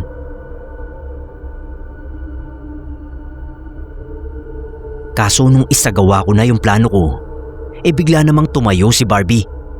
May iniabot kay Alena. Ipit yata na sinuli niya. Kaya yung asin na sinadya kong matapon ay pareho silang natapunan. Hindi kayo maniniwala sa sumunod na nangyari. Nagmamadaling pinagpag ni Alena yung asin na nabuhos sa kanya, habang si Barbie ay hindi agad nakakilos nang matamaan ng asin ang katawan niya. Panihingi agad ako ng sorry sa kanila. Sabi ni Alena okay lang. Pero si Barbie, nasaksihan namin yung pagbabago ng balat niya na parang nakasugat sa kanya yung mga butil ng asin. Tatanungin ko pa sana siya kung anong nangyayari, pero bigla na siyang nagtatakbo palabas ng silid, palabas ng dorm. Hinabol namin siya pero hindi namin naabutan sa sobrang bilis. Naging malinaw na sa akin kung sino talaga ang aswang. Pero nakaramdam ako ng guilt dahil sa biglang pag-alis ni Barbie. Hindi ako makapaniwala. Napakabait niya sa akin at wala sa pagkatao niya yung pagiging aswang. Pero ba't ganun ang nangyari sa balat niya? At bakit siya tumakbo palayo? Magkatabi kaming naupo ni Alena sa harap ng dorm habang hinihintay yung pagbalik ni Barbie. Nagsorry ako kay Alena. Inamin ko sa kanya yung mga pagdududa ko. Umamin din siya sa akin na kaya siya lumalabas ng hating gabi dahil kinakatagpo niya yung boyfriend niya. Hindi raw niya pwedeng sabihin kahit kanino dahil illegal sila. May asawa yung lalaki. Bulag daw siya sa pag-ibig kaya nahihiya siya sa amin. At kaya raw ayaw niyang pag-usapan ng aswang dahil nung maliit pa siya, nagkaroon siya ng trauma nang masaksihan niya kung paano inatake ng aswang ang lolo niya sa probinsya. Yung lolo niya raw ay isang albularyo. Noon ko siya naintindihan. Nagpa siya kaming hanapin si Barbie pero napagod lang kami. Hindi namin siya nakita kaya bumalik na kami ng dorm. Tapos buong magdamag ay naghintay pa rin ako sa kanya at umaasang babalik siya dahil nasa dorm pa naman yung mga gamit niya. Kahit aswang siya, hindi ko makuhang matakot o magalit sa kanya. Mas nangibabaw sa akin yung konsensya kasi naging mabuting kaibigan naman siya sa akin. Kaso nga, lumipas ang mga araw na hindi na siya nagpakita sa amin ni Alena o kahit na sa akin man lang. Ilang gabi tuloy akong iyak ng iyak sa kakaisip kung saan na siya napunta at ano na ang nangyari sa kanya. Kung hindi ko ginawa yun, baka magkasama pa rin kami sa dorm. Sa kabilang banda, alam kong nakagawa rin ako ng mabuti dahil nawala na yung aswang na gumagala sa lugar na yun. At alam kong pabor yun sa mga taga roon. Pero bilang kaibigan niya, mabigat talaga sa loob ko yung nangyari. Hindi naman niya kami sinaktan ni Alena. Nung matapos ang sem break, isa-isa nang nagbalikan yung mga dormmates namin. Ako naman, naghanap ng ibang dorm na malilipatan. Ayoko nang manatili roon dahil ayokong patuloy akong kainin ng konsensya kapag naaalala ko si Barbie. Sinabihan ko na lang si Alena na wag nang ipagsabi sa iba yung tungkol kay Barbie. Nangako naman siya. Tsaka nakalimutan ko raw yata na hindi talaga siya palasalita. Hanggang ngayon po ay naaalala ko pa rin si Barbie at palaisipan pa rin sa akin kung saan siya tumakbo nung araw na yon. Kung nasaan man siya ngayon, sana buhay siya at ligtas. At sana napatawad na rin niya ako.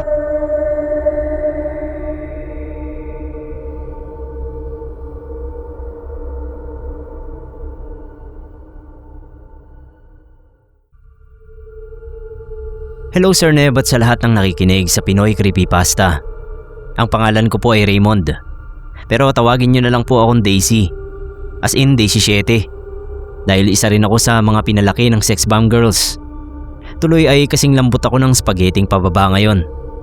Anyway, hindi naman tungkol sa kabaklaan ko yung ikukwento ko, kundi sa pinsan kong tawagin na lang nating Megan. Sir Neb, matanda sa akin ng 5 taon si Megan. Matandang dalaga siya at maraming alagang pusa. Bilang walang sariling pamilya, ako yung kasama niya sa bahay. Sa isang kwarto lang din kami natutulog dahil yung isang kwarto pa sa bahay niya Nilaan pa niya sa mga pusa. Malinis sa bahay si Megan at quality yung mga gamit niya para sa mga pusa. Kaya walang amoy na hindi maganda. Para nga siyang walang mga pusa, sabi ng mga kapitbahay. Kasi nga malinis at mabango yung bahay. Sa santambak ng mga pusa ni Megan, may 3 siyang pinakapaborito. Sina Aqua, Chinchin at Yoda. Silang 3 lang yung tinatabi niya sa pagtulog. Mabait at marunong kasing makisama yung 3. Hindi sila maingay kapag nagtatrabaho kaming dalawa ni Megan bilang mga VA. Nilalambing din naman niya yung iba at hinahayaang makapasok sa kwarto namin. Pero kapag gabi na, ay doon na sila sa sarili nilang kwarto. Isang beses, inubo at sinipon si Megan. Nakakapagtrabaho pa naman siya, pero unti-unti nang lumalala yung sipon niya hanggang sa mauwi na sa trangkaso. No choice siya kundi mag-absent muna sa trabaho. Nahihilo kasi siya kapag nakaharap sa screen. Napansin namin noon na kapag inuubo siya ng sobra, hindi mapakali sina Aqua sa kwarto. Ngiyaw sila ng ngiyaw at ikot ng ikot kay Megan. Minsan nasa Zoom meeting ako at ang lakas ng ngiyaw ni na Aqua, tapos ubo ni Megan. Lumabas sila. Nung matapos ang meeting, ay lumabas na ako para i-check si Megan. Nakita kong bukas yung kwarto ng mga pusa at pagsilip ko ay nakita kong naglatag ng comforter si Megan.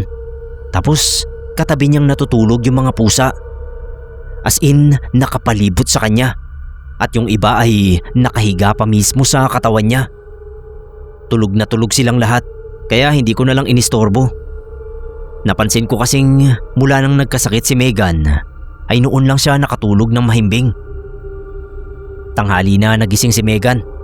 Nakapag-almusal na kami ng mga pusa ay naghihilik pa siya. Nung magising siya, tsaka siya nagkwento ng nangyari kung bakit siya sa kwarto ng mga pusa nakatulog. Paglabas daw kasi niya ng kwarto namin ay narinig niyang nagngiyawan yung mga pusa sa kwarto. Kaya binuksan niya yon at doon na lang siya naglatag para makahiga. The moment na naroon na raw siya ay tumahimik sa pag-iingay yung mga pusa at nagsitabi sa kanya. Doon din daw siya nakadama ng antok at pagkaginhawa ng pakiramdam. Nalaman namin sa Google na may benefits pala ang pagtulog kasama ng mga pusa. Kaya nang sumunod na gabi ay natulog uli si Megan sa kwarto ng mga pusa. Naiwan na naman ako sa kwarto namin at sa hindi malamang dahilan ay bigla akong kinabahan. Parang hindi ako nag-iisa. Binaliwala ko na lang hanggang sa napapitlag ako dahil biglang binuksan ni Megan yung pinto. Kasabay noon ay pumasok yung mga pusa sa kwarto. As in lahat sila. Tapos nagsitingala sila sa may sulok na katabi ng table ko. Nakatitig lang sila roon habang gumagalaw yung mga buntot. Nagkatinginan kami ni Megan. Tapos sinabi niya na nagpipilit daw na lumabas yung mga pusa noong nasa kwarto sila. Pagbukas daw niya ng pinto ay nagtakbuhan ng mga yon sa kwarto namin. Kaya kinabahan siya at dali-daling binuksan yung pinto. Habang nakatingin sa mga pusa ay nagdarasal na lang kami ni Megan. May kutob kami na may nakikitang masamang entity ang mga yon, kaya hindi sila mapalagay. Baka kaya ako nakaramdam ng biglang kaba dahil nasa tabi ko lang yung entity. Hindi rin naman nagtagal ay naghiwa-hiwalay din yung mga pusa at parang walang anumang nangyari. Nawala na siguro yung entity. Doon ay na-realize namin ni Megan na baka kaya din nagpipilit lumabas nung nagdaang gabi yung 3 pusa dahil kailangan nila ang tulong ng iba pang pusa para mapahimbing ang tulog ni Megan. O kaya naman ay baka sa kanya mismo nakadikit yung entity na yun kaya siya nagkasakit. Kinaumagahan ay nagpapunta kami ng albularyo sa bahay para kumpirmahin ang hinala namin. Hindi nga kami nagkamali. Talagang may entity na pinalalayas yung mga pusa para hindi kami magalaw noon. Pinayuhan kami ng albularyo na magpa-insenso sa buong bahay at wag nang ihiwalay ng kwarto yung ibang pusa para mas protektado kami. Ngayon nga ay open na sa kwarto lahat ng pusa ni Megan. At sa totoo lang Sir Neb, magmula nang gawin niya yun, ay hindi na kami nagkakasakit na dalawa.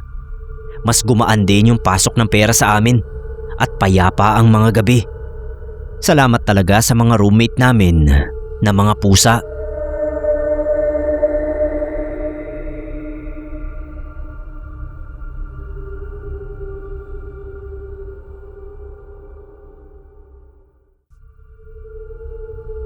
Issue ngayon sa internet, yung war ng Southeast Asians against South Koreans. Racist daw yung mga Koreano at minamaliit yung mga Southeast Asians. Naalala ko tuloy yung roommate kong Koreano noon na nabiktima naman ng racist na kapwa ko Pinoy. Sir Neb, ako nga pala si Regine. Share ko lang yung nangyari kay Nari. Yun ngang Korean na naging roommate ko. Nagtatrabaho ako noon sa isang Korean-owned na electronics company. Malaking kumpanya siya at may ilang Koreano nga na empleyado. Nagbo-boarding house lang ako noon. Tapos itong si Nari ang naging roommate ko. Kasi yung boarding house na tinitirhan ko ay inuupahan din ng kumpanya para sa mga Korean employees nila. Bale sila yung nagbabayad ng upa ng mga kalahi nila. Tapos kaming mga Pinoy, KKB. Ayun nga, sa isang kwarto ay 2 lang ang pwede at si Nari nga yung sa kwarto ko. Okay naman siya. Magaling siyang mag-English kahit na medyo baliko yung accent. Nauunawaan naman. Para din siyang Pinay kung umasta. Magulo rin at maingay. May pagkakanal pa nga. Friendly naman siya at marami na rin niyang naging kaibigan sa office. Kaso may nababanggit siya na isang Pinay na hindi raw yata siya gusto.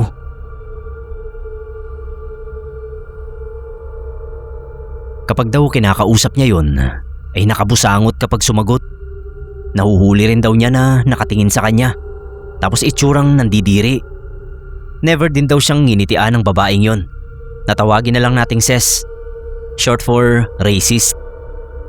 Sabi ko nga kay Nari ay huwag niyang pansinin. Lalo pa at magkaiba naman sila ng department. Ganun na nga lang daw ang ginagawa niya. Katagalan ay nakakarinig na ako ng mga chismis tungkol kay Nari. Na kesyo mabaho raw, amoy isda, hinahabol daw ng langaw, mga ganyan.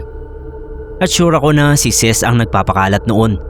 Kasi siya lang naman ang alam kong hindi maganda ang timpla kay Nari. Pero buti na lang at unbothered ang ate ko. Kaya hanggang chismis lang si Ses. Hanggang sa naging kapansin-pansin yung unti-unting pamamayat ni Nari. Nagkakaroon na rin siya ng eye bags at pimples. Ang flawless kaya niya kasi ang gaganda ng mga skincare niya na mula pa sa Korea. Tapos isang araw, natakot talaga ako. Kasi paggising ko, pagtingin ko kay Nari, naninigas na siya. Ang malala, nakakatakot pa yung itsura niya. Nakaarko kasi yung katawan niya sa kama. Tapos yung mga kamay niya ay nakataas. Nanggigigil yung bibig niya. Nagdurugo yung bibig niya tapos naghalo na yung luha, laway, sipon at dugo sa mukha niya. Napasigaw talaga ako sa itsura niya. Kaya kinatok na kami ng mga katabi naming kwarto. Dinala si Nari sa ospital na ganoon ang pwesto. Nakabaluktot na parang hipon. Sabi na tetano raw. Pero yung matatandang empleyado, may haka-haka sila na kinulam si Nari. Nung malaman ko yon ay isang tao agad ang pumasok sa isipan ko. Sino pa ba kundi si Ses? At hindi lang pala ako ang nakakaisip nun. Ang nangyari tuloy, parang nailang ang lahat kay Ses. Ilang araw na hindi nakapasok si Nari. At si Ses naman ay naging topic ng chismisan. Siguro ay nakarating sa mga opisyal ng kumpanya yung tungkol sa chismis tungkol sa kanya. Kaya isang araw ay naglabas ng memo sa taas na kung sino man ang may nalalaman sa nangyari kay Nari ay magtapat na o kaya ay mag-resign sa trabaho bago pa tuluyang gumawa ng aksyon laban sa kanya ang kumpanya. Sir Neb, the next day ay hindi na pumasok si Ses. Sa ikatlong araw ng pag-absent niya nakabalik na sa trabaho si Nari. At bilang ako ang roommate niya, ako ang naunang napagkwentuhan niya sa ganap. Kumpirmado na pinakulam siya ni Ses. Nalaman niya mula sa albularyo na gumamot sa kanya. Meron daw kasing nakapag-refer sa kanya. Sinubukan daw ibalik yung parusa sa kanya nung sino mang nagpadala noon. Kaya sigurado silang si Ces naman ang naninigas ang buong katawan. Katagalan ay nalaman kong nag-reach out kay Nari, ang nanay ni Ces. Humihingi raw ng patawad para sa nagawa ng anak niya. Pinagtapat pala ni Ces sa nanay niya ang ginawa niya kasi pinaalbularyo din siya dahil bigla nga siyang nanigas. Pero ito talaga yung nabigla ako. Sabi raw ni Nari ay matagal na niyang pinatawad si Ces at hindi niya pinatuloy yung pagganti dahil hindi yun ang turo sa relihiyon nila. Ang nakakapagtaka lang ay hindi pa rin gumagaling si Ces kaya dinala na sa doktor. Ang siste, may sakit si Ces na siyang nag-cause ng pamamanhid at paninigas ng katawan niya. Naisip ko na lang noon na karma na talaga yung gumanti sa pagiging malupit niya sa isang taong wala namang ginagawang masama sa kanya.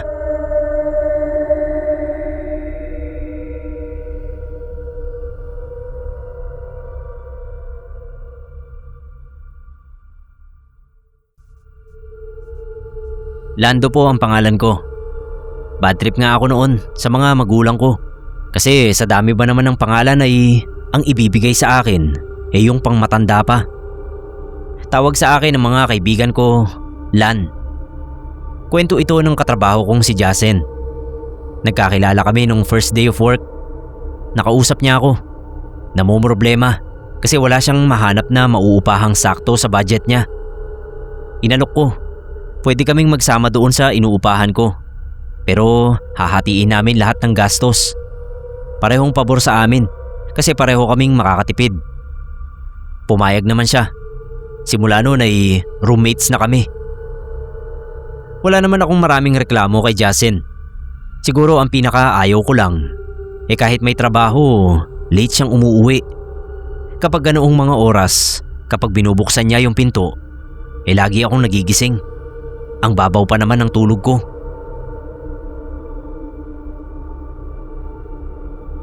Ang dahilan dahil meron na siyang nabiling motorsiklo. Na-addict na raw siya sa paglalakbay kung saan saan. Nakita ko na magmaneho si Jasen. Lagi siyang mabilis. Kahit sa mga makikipot na kalsada o mataong lugar, lagi niyang binibilisan. Palagi niya akong inaalok na sumabay na raw sa kanya papuntang trabaho. Tumatanggi ako. Nag-iingat din ako syempre. Baka madamay niya pa ako kung sakaling madisgrasya siya.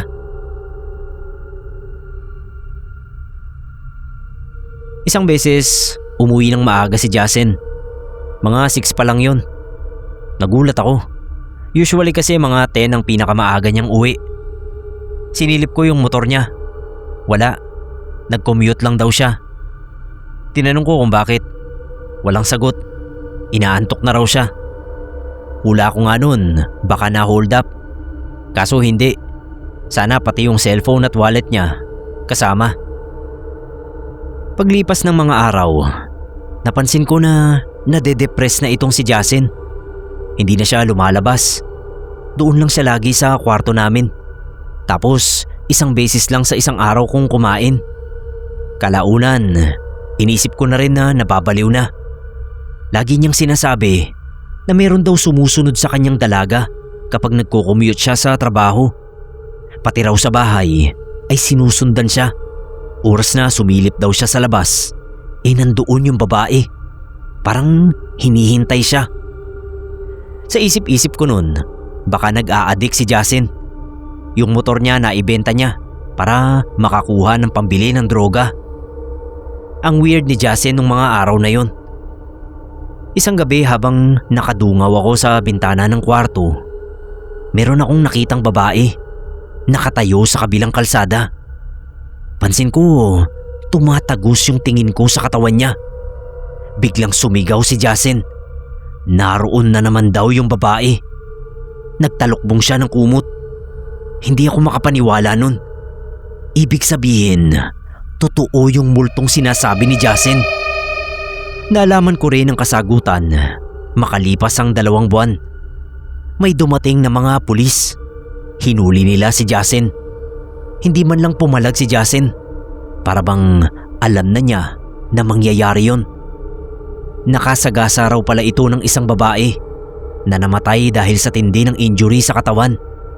Ang ginawa ni Jasin, imbis na sumuko ay pinagbili yung motor niya. Pero na-trace pa rin daw ng mga pulis. Medyo natagalan sila kasi hindi raw agad nagsalita yung witness na nakaalam ng plaka ni Jasin. Kaya pala, naging malinaw din sa akin ang lahat. Isang beses ko lang dinalaw si Jasin. Nag-plead siya ng guilty sa pagkakaalam ko. Nakakulong pa rin siya hanggang ngayon.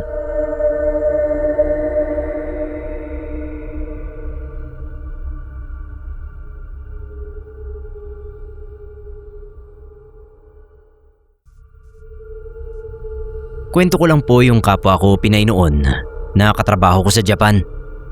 Bago po ang lahat, ako nga pala si Vina. Short for Divina. Isa ako sa mga Pinay na naging Japayuki noon. Dancer ako sa club at pinalad na nakapag-asawa ng galanteng Hapon. Nag-for good kami rito sa Pilipinas taong 1995. Pero wala na yung kinalaman sa kwento ko. 1986 ako nagsimulang magtrabaho sa Japan. 19 years old ako noon at naingganyong mag-Japan dahil sa mga kapitbahay namin na may kaanak na Japayuki. Nakikita ko kasi kung gaano sila umasenso noon. Buwan-buwan may papackage, mga damit, tsokolate, appliances at kung ano-ano pa. Medyo nainggit ang tita nyo, kaya talagang binaybay ko yung mga agency noon sa Pasay para lang makapag-Japan. Magaling naman akong sumayaw, kaya hindi rin ako nahirapang magkaroon ng agency. At ayun nga, nakarating na ako ng Japan. Swerte dahil sagot ng agency yung tutuluyan ko. Isang bahay yon na may 3 malalaking kwarto. Lahat kami roon ay nagtatrabaho sa club. Entertainer, waiter, waitress, hosto, lahat na.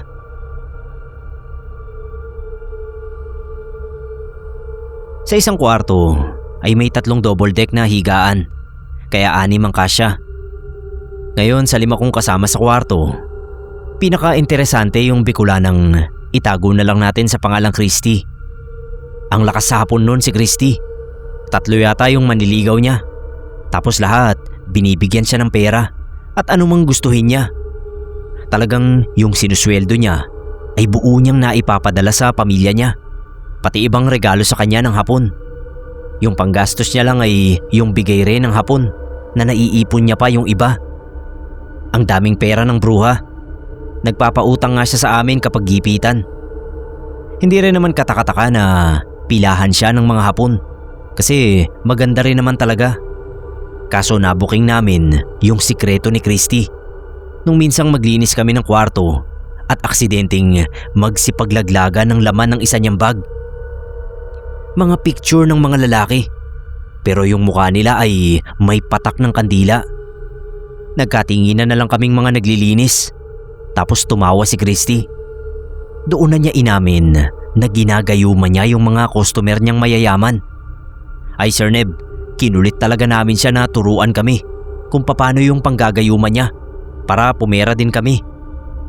Tinuruan naman kami ni Christy, pero sabi niya ay sa aming magkakakwarto lang dapat yun. Tapos mag-usap-usap muna raw kami bago manggayuma dahil baka iisang tao pala ang target namin. Masisiraan ng ulo yung lalaki.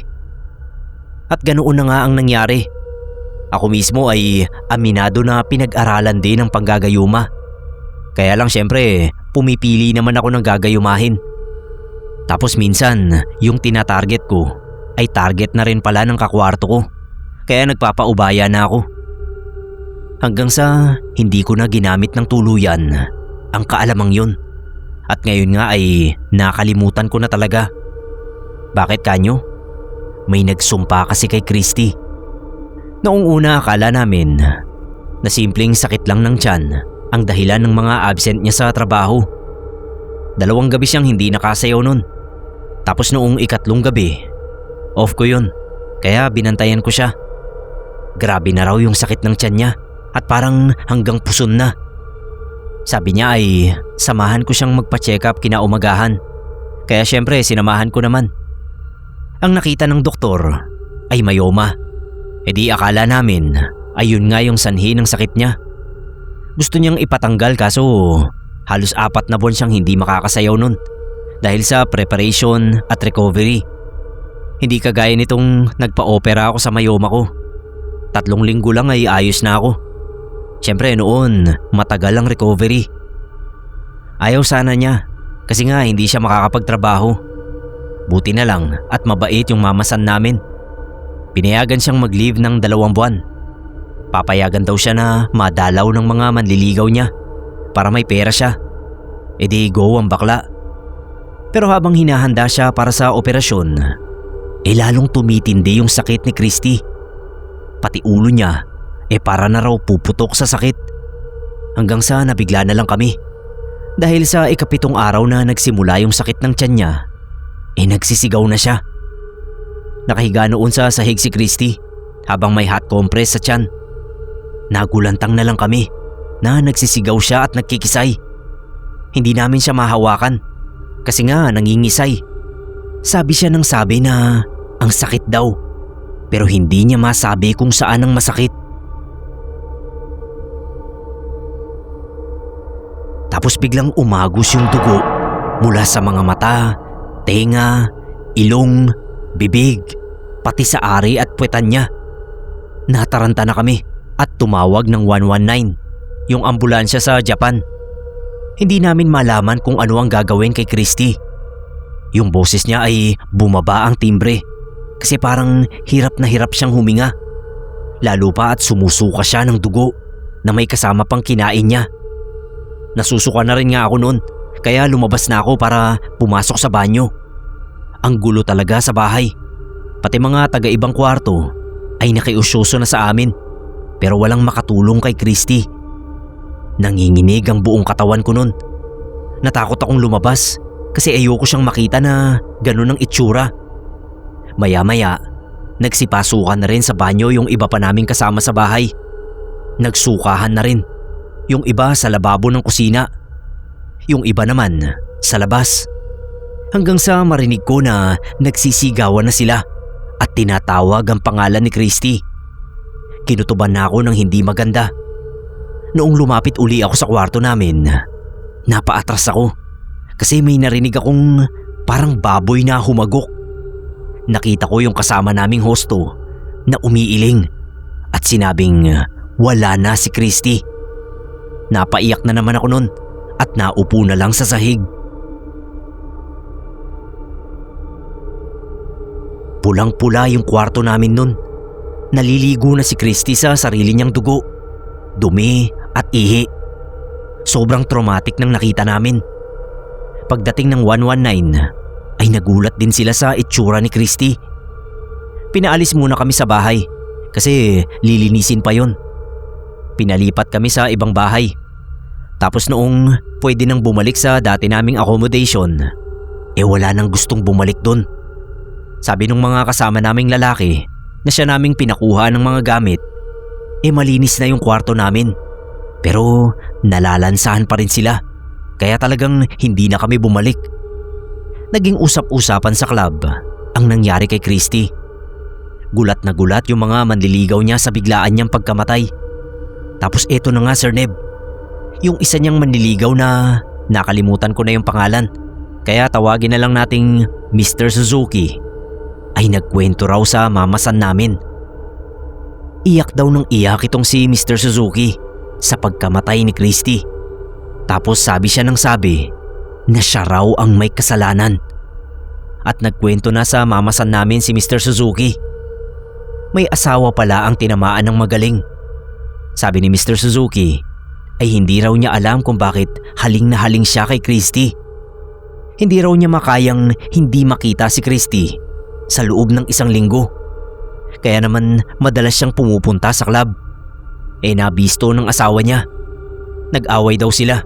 Kaya nangako siya na hindi na makikipagkita kay Christy. Kaso hindi niya mapigilan ang sarili niya. Kaya sige pa rin. Hanggang sa binantaan siya ng asawa niya.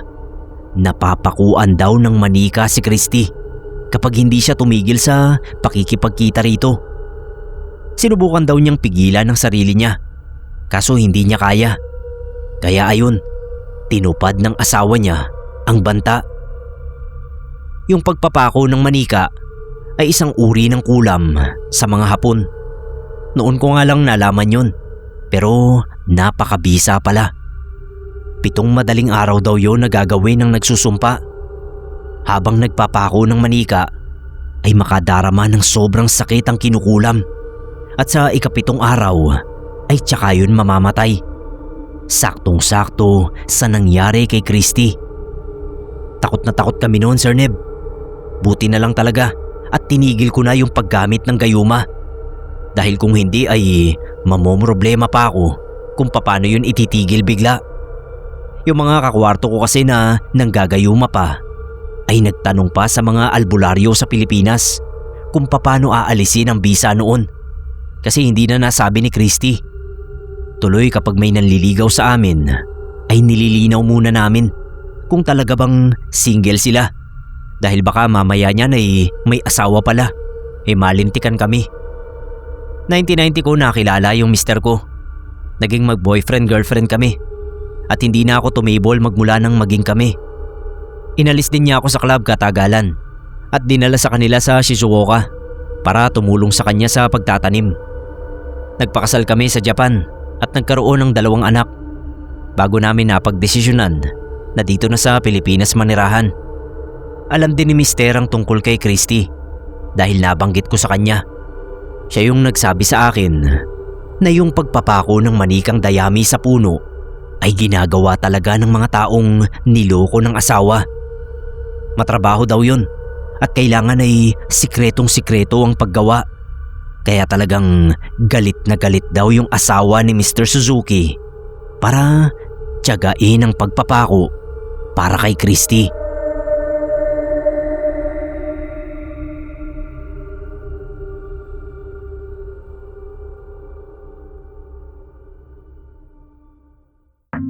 Mga kapasta, maraming salamat po sa mga nakinig. Pakilike naman po ang ating video at subscribe na po yung mga hindi pa nakasubscribe.